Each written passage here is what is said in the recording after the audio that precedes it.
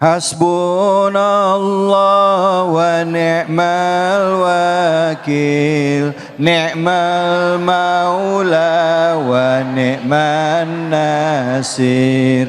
Hasbunallah wa ni'mal wakil, ni'mal maula wa ni'man nasir. Hasbunallah wa ni'mal wakil, ni'mal maula wa ni'man nasir. Hasbunallah wa ni'mal wakil, ni'mal maula wa ni'man nasir. Sallu ala Nabi Muhammad sallallahu alaihi wasallam. Bu, yang punya langit siapa? Yang punya manusia? Allah. Kalau ada orang menyakiti orang lain, yang tersinggung siapa? Allah. Kalau ada orang mengejek orang lain, yang marah siapa? Allah. Kalau ibu bikin kue ibu diejek oleh orang lain, ibu sakit hati? Sakit hati. Jadi Bu, semua kerusakan yang diperbuat oleh manusia di muka bumi itu langsung dosanya berhadapan dengan siapa?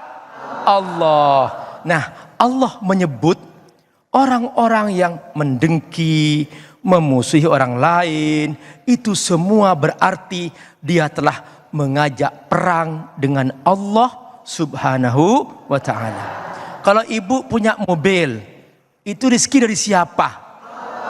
Terus ngapain ibu dengki? Halo?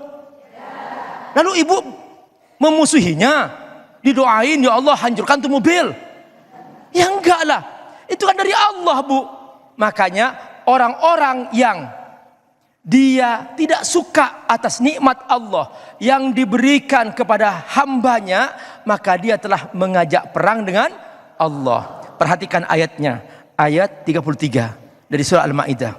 Innama jazaa'ul ladzina yuharibunallah. Balasan atas orang-orang yang memerangi Allah wa rasulahu dan rasulnya. Perhatikan. Jadi membunuh apalagi seperti yang diperbuat oleh Qabil kepada Habil, itu perbuatan yang benar-benar yang sangat mengerikan. Bagaimana dosa yang membunuh lebih dari 70.000 nyawa di Gaza, Bunda. Ya Allah. Ingat, semua perbuatan yang mengajak kerusakan, termasuk korupsi, itu semua juga mengajak perang dengan Allah. Menakut-nakuti orang sama. Kenapa? Karena ayat ini turun kepada orang yang merampok waktu itu. Merampok di tengah jalan. Jadi dia merampok di tengah jalan dan ada yang langsung dibunuh. Ada yang membunuh dan juga mengambil hartanya. Ada yang hanya mengambil hartanya, tidak membunuh. Ada yang hanya menakut-nakuti. Semua perbuatan dari level membunuh sampai ke level menakut-nakuti, membuat orang tidak aman, itu semua termasuk perbuatan yang merusak di muka bumi. Kata Allah, wa yas'auna fil ardi fasada. Apa hukumannya? Pertama, kalau dia membunuh, maka juga dibunuh. Kata Allah, ayyuqattalu.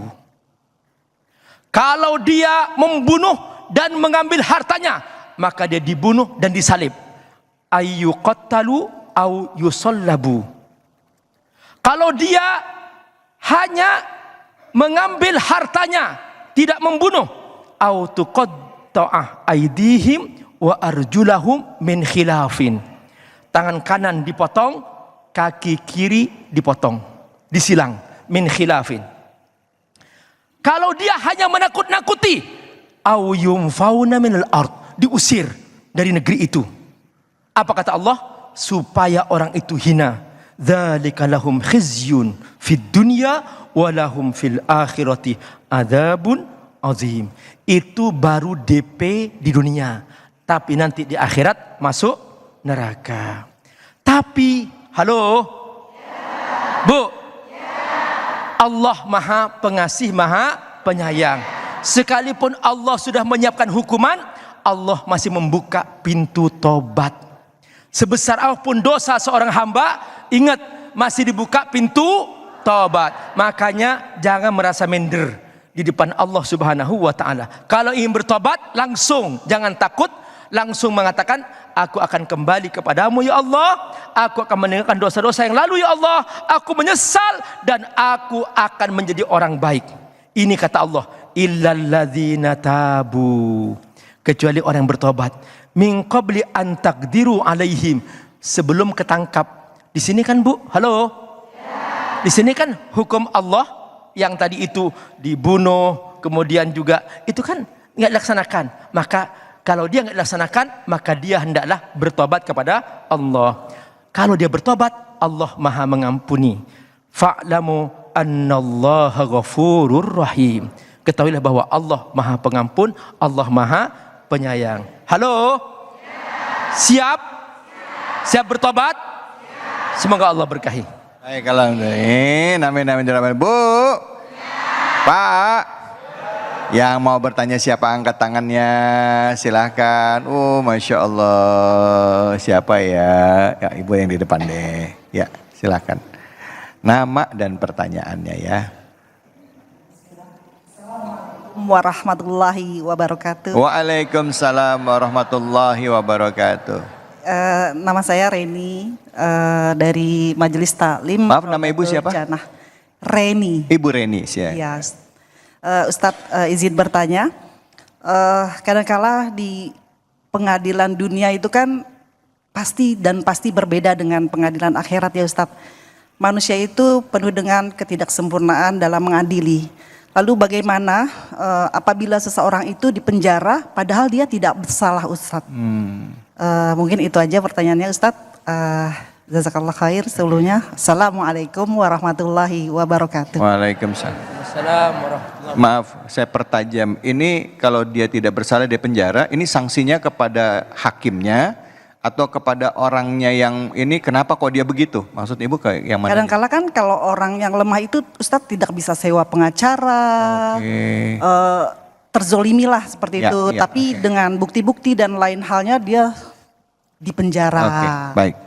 Bagaimana dengan keadilan seperti itu? Baik, Masya Allah. Silakan Abi Fadl. Ya, ini sebetulnya pertanyaan memberikan nasihat kepada pemerintah, kepada para hakim. Ayo jangan sampai keputusan yang Anda berikan hanya karena Anda disogok, hanya karena yang diadili itu punya backing dan sebagainya. Ingat, di hari kiamat ada pengadilan Allah yang maha adil. Makanya dalam Al-Quran, di antara yang Allah pesankan, wala ta'kulu amwalakum bainakum bil batil wa tudlu biha ilal hukam litakulu fariqam min amwalin nasi bil ithm wa antum ta'lamun. Kata Allah, jangan kamu makan dengan cara haram dengan memberikan keputusan yang salah kepada orang yang sebetulnya dia tidak salah. Ya, misalnya. Jadi di zaman Nabi pernah terjadi kelaparan dan ada sebagian karena sangat lapar dia mengambil dari hak orang lain. Nah, Omar sebagai khalifah ketika itu mengatakan tidak dipotong tangannya karena dia mengambil karena kebutuhan pokoknya. Ini ada seorang nenek-nenek mungkin ngambil buah-buahan langsung ditangkap masuk penjara. Ada orang mungkin dia mungkin karena kebutuhannya kejepit dan sebagainya. Ada orang mengambil triliunan ya, dia aman-aman saja. Benar, di dunia Anda aman, tapi ingat di akhirat Allah Maha Adil. Jadi Bu, kalau dizalimi tenang saja, insya Allah ada pengadilan akhirat. Coba angkat tangan. Ya, angkat tangan semuanya. Nih, tunjuk. Wahai yang menzalimi aku, silahkan Anda nggak bayar hutang. Ingat, nanti di akhirat aku tagih loh. Tagih loh. Doanya simpel tapi ngeri ya Bu ya. Aku tagih loh di akhirat. Masya Allah. Baik, alhamdulillah, terima kasih banyak Kak Abi. Keadilan yang adil itu hanya ada di hadapan Allah. Kita nggak bisa bergantung pada hukum atau keadilan yang ada di dunia. Karena manusia itu jarang sekali yang benar-benar memiliki sifat yang adil. Kadangkala banyak faktor dan pengaruh lain yang akhirnya menyebabkan keputusan itu tidak benar-benar bisa murni adil. Tapi tentu kita bisa berdoa, semoga kita bisa terlindungi dari fitnah, ya, terlindungi dari keburukan, sehingga kita bisa selamat di dunia dan di akhirat, serta kita wafat dalam keadaan husnul khatimah. Kita akan lanjutkan lagi dengan sesi tanya jawab hanya di sini, di Cahaya Hati Indonesia.